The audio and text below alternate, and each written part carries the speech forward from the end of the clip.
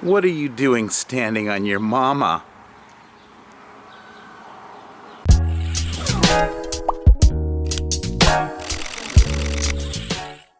Welcome to the 10-Acre Woods. My name's Mark, and today we're going to talk about fencing. We're going to do a little bit of an update later on in the video. There's some nests that some ducks are sitting on, and we have some new chicks that came in.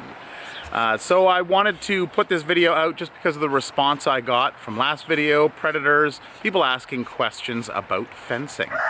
So how we got started with our fencing was back 2001, 2002. And we started off using chain link fencing. So if you can picture this, we had built those two buildings over there, and this caged in area that we have, that was all our fencing at that one time. Now what we had was chain link fencing. Now chain link fencing can be dangerous to animals. Goats can try to climb them, get their legs caught in them. So you want to try to stay away from that. We no longer have any chain link fence. We did expand that unit out as animals came in, and as we grew, we then moved chain link fencing out and around the pond, the trench that was here. This has now been redone with a lining in it. And then the fencing went across and then back over here. So we then expanded out further with electric fencing to encompass the entire back area. And it's good to keep that electric fencing in that area because of predators. Now, some of the electric fencing we threw together last year because we moved the fencing to the property line, so we had to actually go through the bush. This area here we threw together with some temporary posts just so that some of the smaller animals didn't get out there. Of course, we're going to have to look at replacing that and getting that all fixed up. I'm not too fond of this braided wire. Here you can see that it is just tied together. There is plastic. You can see the yellow and the black wiring there. And then there's a wire that goes in between that. Sometimes that wire can break, but the plastic section doesn't break. So I've noticed that when you tie it together like this, you have to make sure that the metal is touching, the metal wire section. And there's a few sections that have been tied together. I prefer the actual wire because of its tensile strength and just it's easier to work with. This stuff tends to tangle quite a bit. Here's some of the actual wire fencing. Oh, the kids are still sitting here.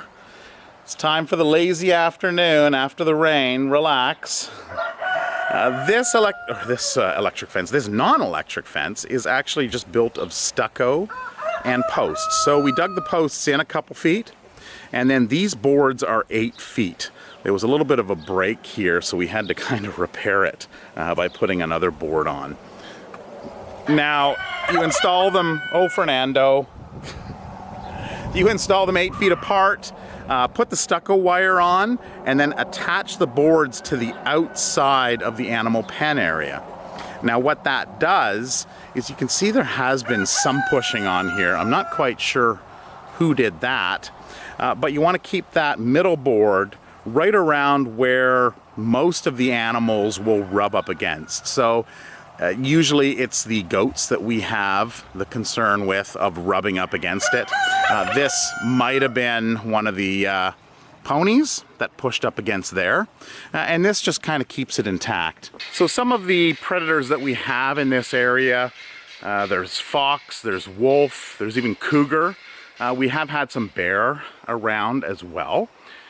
So having the electric fencing on the outside of the property deters any of those animals from coming in and getting to our animals, which there has been some problems in the past. We got Bobby in, the male goat up front, because his partner died because of a predator that got him.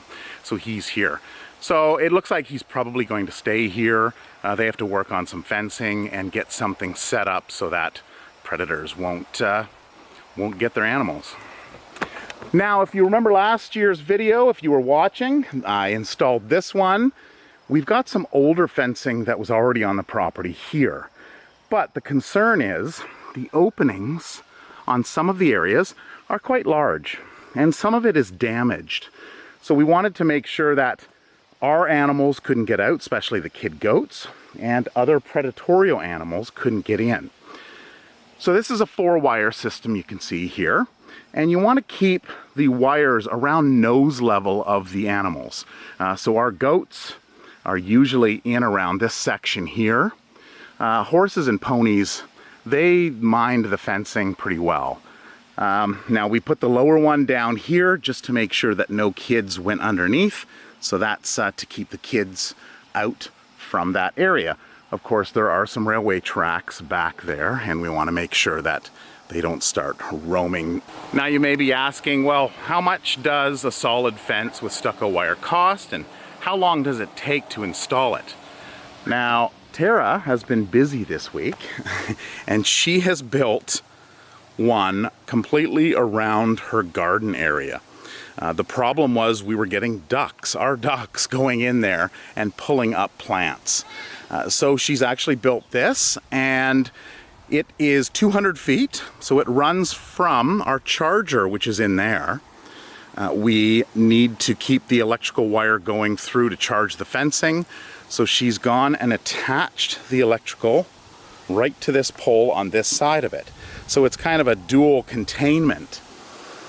Now, this is, what did she say? She said it was $700 for the materials, and it took her, well, she worked on it during the week, and it goes right around.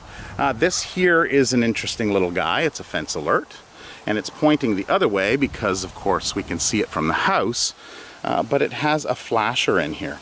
So if the fence goes down for any reason and there's no power, this will flash and we'll be able to see it.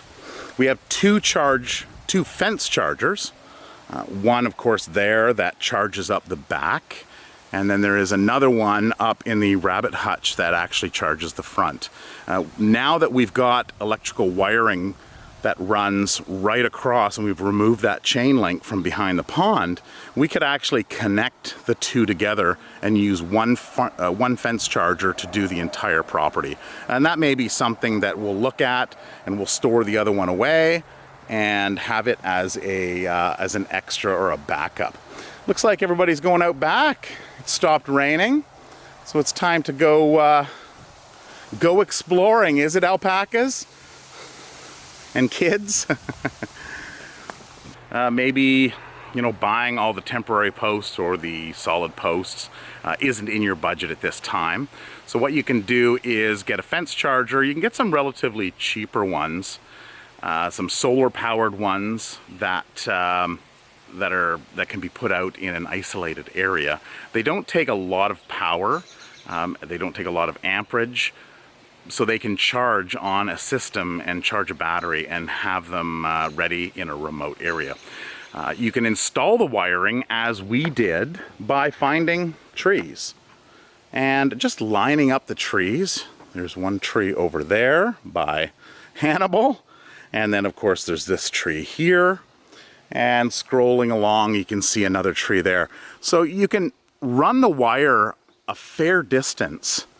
There's another tree over there. So Tara's now disconnected this section and tightened it onto, or applied it onto the back of this. I'm just looking at Tara's wire job that I may have to fix. So this is not a proper connection. It should be wound nice and tight. It should actually look like a spring. And so that's going to need a little bit of work. But she built the fence, so I can't criticize her work at all. I'm just walking around to the other side because I was going to sneak through the electric fence, but it's a little bit too tight, and I wasn't going to risk it. But it gives us the opportunity to see the charger. I've wired a plug, and this is the same plug that actually continues out and runs out a conduit and does the lighthouse as well. So I've got the lighthouse and I've got this charger on one system. What are you doing, Shadow? Okay, well, Now you're all dirty. Oh, you're all dirty. Yeah. Okay, so these charging systems, this one runs at 20,000 volts. It looks to me like it's reading 15.5. So there could be a little bit of drawdown, 17.2. Now there could be a couple reasons because of that connection that Tara has made. There could be a tree back further, some branches that are touching the electrical wire. So I'll have to go through and walk the line and have a look at that. So this is a rated at 19,000. It's a 30-mile range, which means 30 mile of wiring. So if you've got 5 or 6 lines of wire, then of course you're not going to get 30 miles. You'll have to divide your 30 miles by how many lines you have. So that's this system here. You can hear the clicking. A lot of times we have people that come in and kids are like, oh, I'm going to touch it. And they go and they quickly touch it. And they go, well, I didn't get shocked. I didn't get shocked, look at me. But it's only sending a signal every click. So the trick is, if you want to test it out, go ahead, but grab a hold of it and wait a second, and you'll get the shock.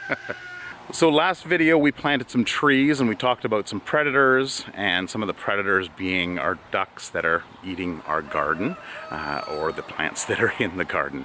Now with the trees, we of course we have the animals come into this area, which is the dog run, and they do our mowing for us. But since we planted the trees in here, we wanted to make sure that they would stay away from the trees themselves. So this we picked up 2 years ago. It was kind of a failed project, but it's a nice fencing to have for things like this. This is a movable poultry netting, and we were going to do a kind of a chicken farm tractor kind of deal where you can move this around and have the chickens work certain areas. But it just didn't work out just because of all the roosters we have and keeping them separated and all that good stuff. So we put it away, and now, like, this isn't electrified, but if you look there, you can see there are wires in there. So you can charge up this fence and it can be electrified. It is, I'm not sure the length of it, I think it's about 100 feet. Oh, Meadow is on the rampage. You'll catch her once in a while doing a little bit of playing, running and jumping. Okay, so the trees here. Somebody had commented saying that these trees, unfortunately, are too close to the fence. So I'm not really entirely sure what that person meant. They're about 1.5 feet away from the fence. The trunk, since these trees only grow, I believe, 20 feet tall, there shouldn't be an issue with space between the fence and there, but we do have a concern with them possibly hanging over in this area. And as we saw yesterday, the alpacas were actually reaching over to chew them.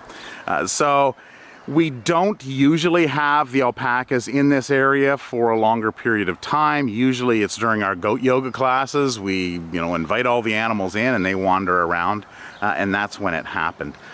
So that is where I was just a little bit ago, but of course those wires were a little too tight, or too close, I should say. So here is the garden area. Now she's put up this just temporary fencing to keep any ducks out of there. She is actually going to put, I believe, a post that comes out to about here, and then she's going to close in that area, and then we'll have a gate large enough for the wheelbarrow. As well as this is also wheelchair accessible, which is something Tara wanted to do just because of people in the community. There's some elderly that, maybe are living in homes now, and they don't get that chance to go out and actually garden like they used to. So having the straw bales up, or the plants in the straw bales up higher, and these sections here where she's going to put potted plants on, and she's going to do some stuff a little elevated there. You can actually go through and do things going in between here, all wheelchair accessible. So that's something that we're looking in, kind of a community garden is the idea.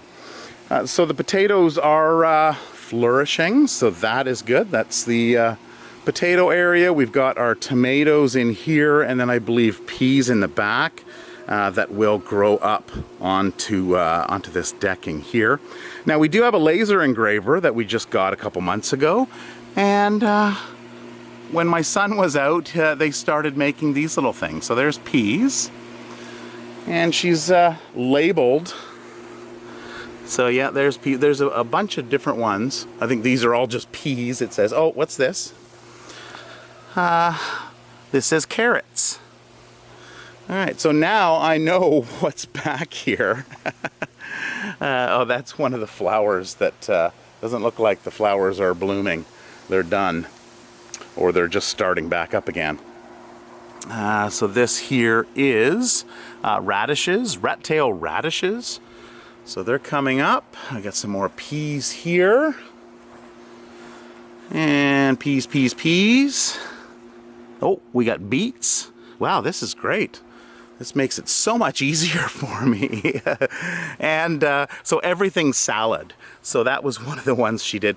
So this is essentially kind of a salad bar. So you've got lettuce and well, carrots down there. So the idea here is if we were going to make a salad, we just come out and this is kind of the salad bar. We have, looks like onions over here. So they seem to be doing all right. Yellow onions, and broccoli.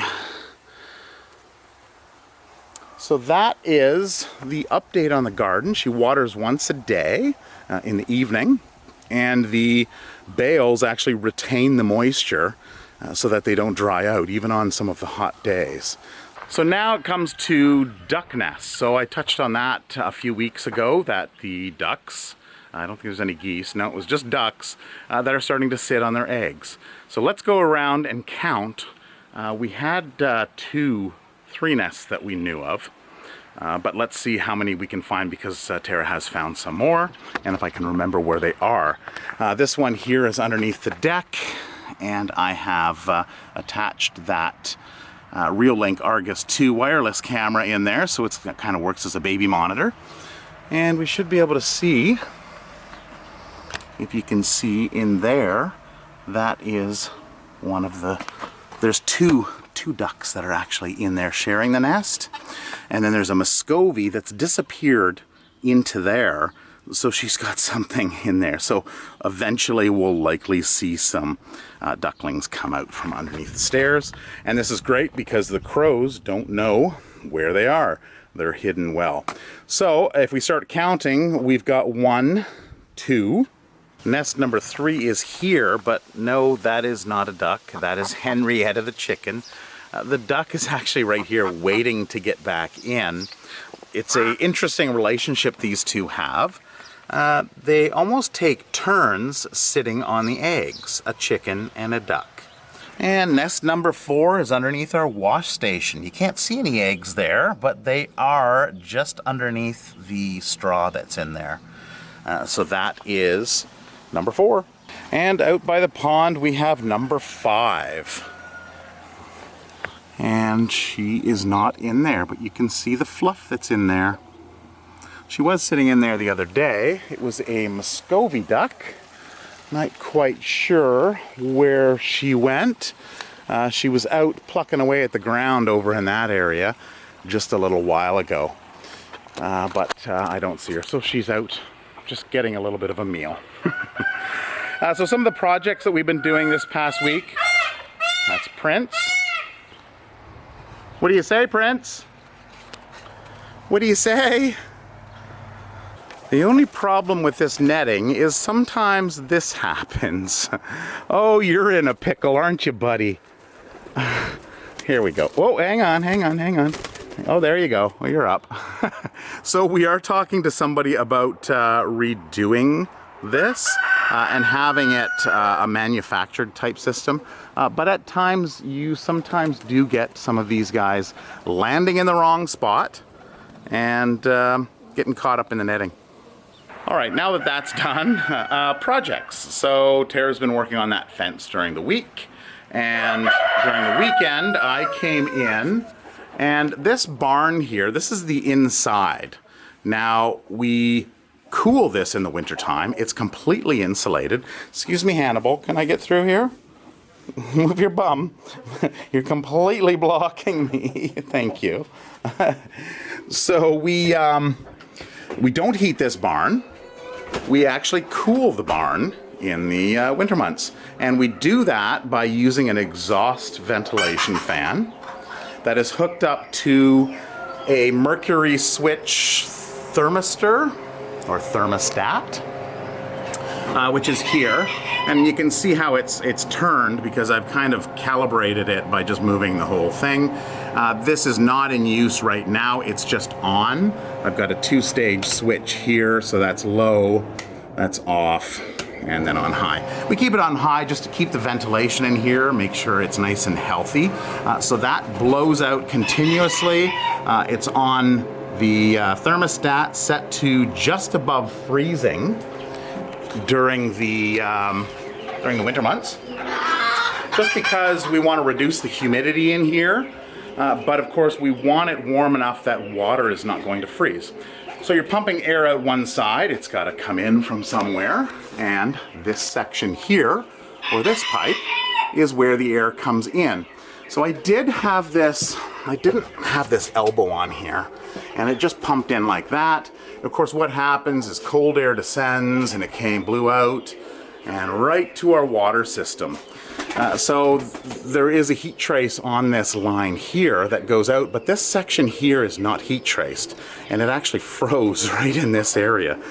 So to correct the problem, I just installed an elbow. And now it comes in and blows in that direction. This is a board that I've got to replace. Something else that I've done in here is this area here during the winter, because of course we're blowing air out, we could feel quite a breeze coming in here. So during the weekend I took these panels here off, and I noticed that the tuck tape that was on there wasn't sealing the vapor barrier. Also, I pumped in some spray foam. I had a can of spray foam. I spray foamed that, retaped it up really good, and then hooked that back up and secured it. So now that's ready to be cleaned and painted. I'll have to go around and also remove some of the lights, drop them down. This fan we use during the winter, it runs continuously, blowing air at the door so it doesn't freeze up. Because of course, that's the only window that's in here, window/door, and is the weakest point in the insulation. So what I've noticed this past winter is because we built this shelter out here last summer, my concern was the animals in here, they're breathing, you know, there's going to be some elevation in humidity in here, and then just all the dust and everything because we feed them the hay in here, and there's no snow in this area, which is very important for the winter time to keep the animals off the snow and onto a warm area. So my vent into the inside, my intake, actually clogged up. I had a filter on it, a screen, just so that birds wouldn't be flying in. And so what I ended up doing is, that is the area there where the vent was located, which used to be outside until we actually built the building. So it extends right out to the far end and comes out of the building right here. So this has a screen on the bottom of it, so we're not going to get any unwanted birds that are going in there. And we're going to be able to pull that air from outside of the barn and not have some of that dusty air going in there, clogging up the filter. So there's, actually that's Henrietta there. So she must have left the nest. So we should have the cayuga that is in the nest. Yep, there she is. Are you guys taking turns in there? So other than Henrietta and the mystery eggs we saw outside, and we're not sure if those are duck or if they're chicken eggs, we don't plan on having any more chicks unless, you know, she surprises us, or unless we get some in, which we actually did. So this is an interesting story and usually happens around this time of year. So we're into June, we're into the end of school, and of course school projects, science, biology. So what has happened here is it was a class that hatched out some eggs. 1, 2, 3, 4, 5, 6, 7, 8, 9, 10, 11 little chicks. We believe they are leghorn. So we'll find out for sure. You can see there's some white coming in on that feather or on that wing right there. So they'll go in with our flock, but they hatch them out, and then of course school ends, and what do you do with a bunch of chicks? So you call up the 10 Acre Woods and you say, I have some chicks here that need a home. Right, guys? What do you think? Do you like it here? So the only other project that I did was I fixed the tailgate on Mummy's truck. I did. It was sticking, so I kind of took that apart and fixed that up. So it was a pretty productive weekend, I think. Don't you think? Yes. You are getting very good now. Are you going to go in and see Auntie Shadow? Maybe in a couple weeks? Yes? So that's it for this video. If you have any questions about anything I covered here, or really anything else, please leave it down in the comments below. And if you haven't subscribed, I'd appreciate hitting that subscribe button. And if you do the notification thing, click on that bell and you'll receive notifications every time I post a video.